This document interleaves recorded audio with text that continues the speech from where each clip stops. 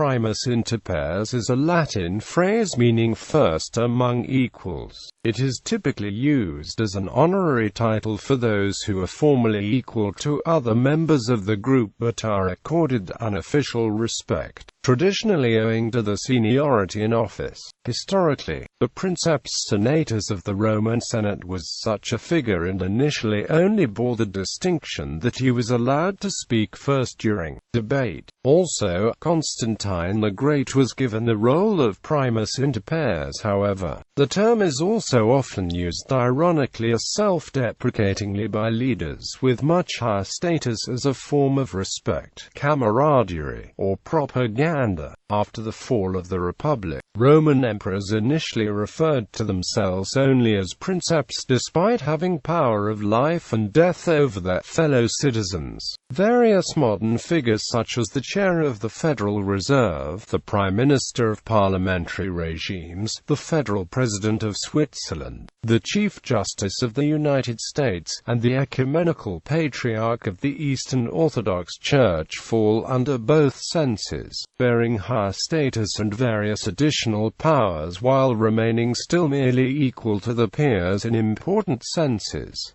National use. Commonwealth usage. Prime Minister or Premier. In the federal Commonwealth realms, Canada and Australia, in which Queen Elizabeth II is head of state as constitutional monarch, a Governor-General as Viceroy is appointed by the Queen in Council to represent the Queen during her absence. The Governor-General typically appoints the leader of the political party holding at least a plurality of seats in the elected legislature to be Prime Minister, whose relationship with the other ministers of the Crown is primus inter pares, or first among equals. This is also done at the provincial estate level, wherein the lieutenant governors of the Canadian provinces are governors of the Australian states as Lieutenant Governor in Council appoints the leader of the provincial estate political party holding at least a plurality of seats in the elected provincial estate legislature to be provincial premier or state premier.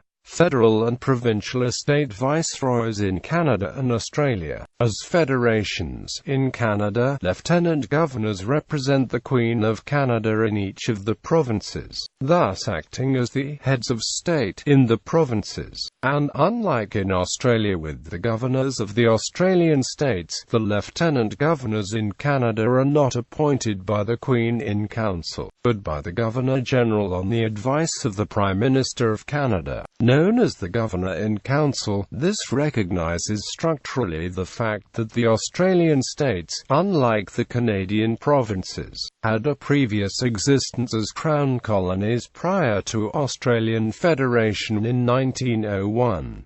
Similarly, in Australia, there are governors to represent the Queen of Australia in each of the states of Australia that comprise the Federal Commonwealth of Australia, making them head of state in each of their own states. In each case, these several governors or lieutenant governors are not envisaged as subordinate to the Governor-General, the Governor-General of Australia and the Governor-General of Canada, as a federal viceroy.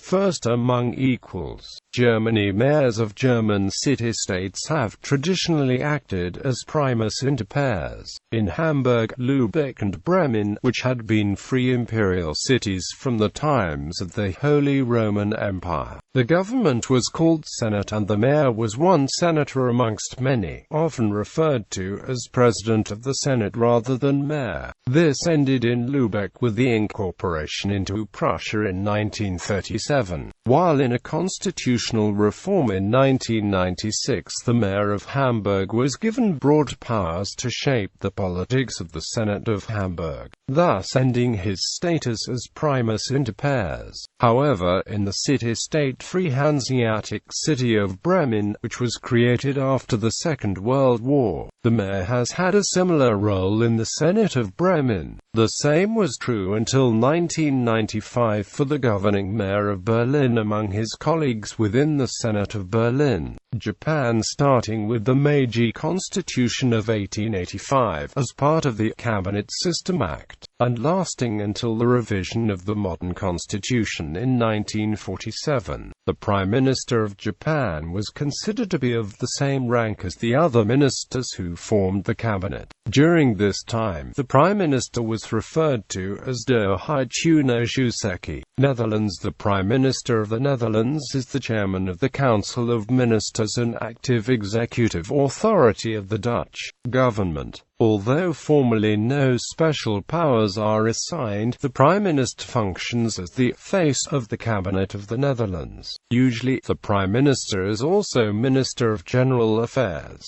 Until 1945, the position of head of the Council of Ministers officially switched between the ministers, although practices differed throughout history. In 1945, the position was formally instituted, although not formally necessary. The Prime Minister in practice is the leader of the largest party in the majority coalition in the House of Representatives, the lower house of Parliament. Switzerland. In Switzerland, the 7-member Federal Council constitutes the government. Each year, the Federal Assembly elects a President of the Confederation. By convention, the positions of President and Vice President rotate annually, each councillor thus becoming Vice President and then President every 7 years while in office. The President is not the Swiss head of state, but he or she is the highest-ranking Swiss official. He or she presides over council meetings and carries out certain representative functions that, in other countries, are the business of the head of state. In urgent situations where a council decision cannot be made in time, the President is empowered to act on behalf of the whole council. Apart from that, though, the President is a primus inter pares, having no power above and beyond the other 6 councillors. United Kingdom. The term Prime Minister can be compared to Primary Minister or First Minister. Because of this, the Prime Ministers of many countries are traditionally considered to be first among equals. They are the chairman or head of a cabinet rather than holding an office that is de jure superior to that of ministers. The Prime Minister of the United Kingdom has frequently been described as first among equals. In the UK, the executive is the cabinet, and during Hanoverian times a minister had the role of informing the monarch about proposed legislation in the House of Commons and other matters. In modern times, however, although the phrase is still used, it understates the powers of the Prime Minister, which now include many broad, exclusive executive powers over which cabinet members have little influence. First Among Equals is the title of a popular political novel by Jeffrey Archer, about the careers and private lives of several men vying to become British Prime Minister. It was later adapted into a 10-part mini-series, produced by Granada Television. Countries and jurisdictions that have adapted the British parliamentary system would have the same use for the phrase. United States. The phrase first among equals has also been used to describe the Chief Justice of the United States. The Chief Justice has considerable administrative powers, and can assign the writing of decisions in cases in which he is in the majority, but has no direct control over the decisions of his colleagues on the Supreme Court of the United States. This situation is often found in Supreme Courts around the world. Chairman. In many private parliamentary bodies, such as clubs, boards, educational faculty, and committees, the officer or member who holds the position of chair, a chairman, is often regarded as a first among equals. That is, while most rules of order will grant the chair special powers within the context of a meeting, the position of chair is usually temporary, rotating, and powerless in other contexts, making the occupant merely a temporary leader required to instill order. This is the case for mayors under a council-manager government, as the mayor has the same vote as all other council members and cannot override them, although their opinion may have more sway among other members. Religion. Eastern Orthodox Church. The phrase first among equals is also used to describe the role of the Patriarch of Constantinople, who, as the ecumenical patriarch,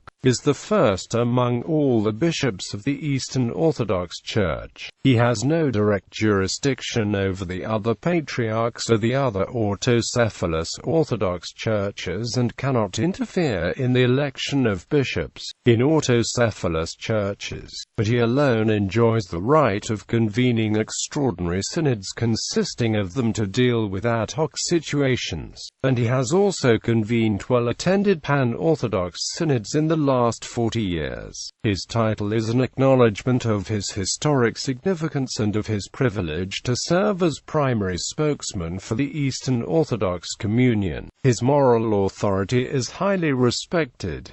The Eastern Orthodox Church also uses the term first among equals in regard to the Bishop of Rome, whereas the Patriarch of Constantinople is now considered first among the Orthodox Patriarchs. The Orthodox Church considers the Bishop of Rome the first among equals in the pentarchy of the Patriarchal Sees according to the ancient First Millennial Order of Rome, Constantinople, Alexandria, Antioch, and Jerusalem, established after Constantinople became the eastern capital of the Roman Byzantine Empire. The Bishop of Rome no longer holds this distinction in the Orthodox Church because, following the East-West Schism, he is no longer in communion with the Orthodox Church.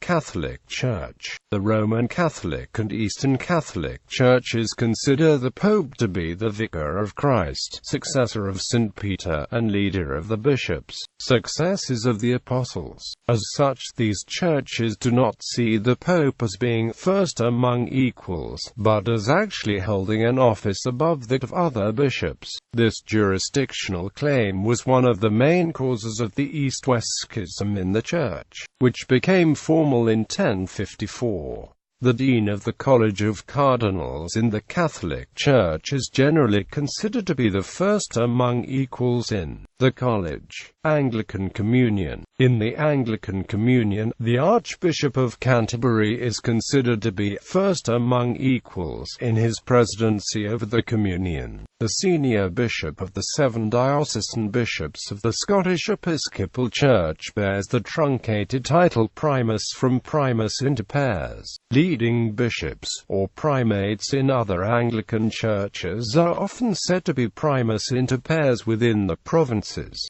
based on the antiquity with which ecumenical councils have conceded some kind of universal primacy to the bishops of Rome. Participants in Anglican Catholic dialogues have acknowledged for decades that the Pope would properly serve as the titular leader of a reunited Church. The Anglicans typically have in mind an honorary primacy such as the phrase primus inter pares implies. In one example of such acknowledgement, the International Anglican Catholic Commission for Unity and Mission, in its 2007 agreed statement Growing Together in Unity and Mission, urged Anglicans and Catholics to explore together how the ministry of the Bishop of Rome might be offered and received in order to assist our communions to grow towards full ecclesial communion. Presbyterianism. The moderator of the General Assembly in a Presbyterian church is similarly designated as a primus inter pares. This concept holds also for the moderators of each synod, presbytery, and kirk session. As all elders are ordained, some for teaching and some for ruling, none sit in higher status, but all are equal behind the one and only head of the Church, Jesus Christ. Church of Sweden. In the Church of Sweden, the Archbishop of Uppsala is considered primus inter pares.